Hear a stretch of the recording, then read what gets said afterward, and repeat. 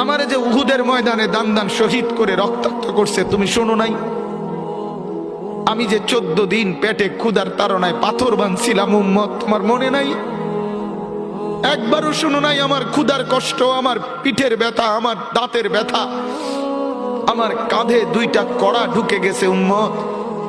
আমার ঘরে 3 মাস আল্লাহর নবীর স্ত্রী আয়েশা বলছে, আল্লাহর কসম উম্মত, নবীর স্ত্রী বলছে এক ফোঁটা চুলায় আগুন জ্বলে নাই।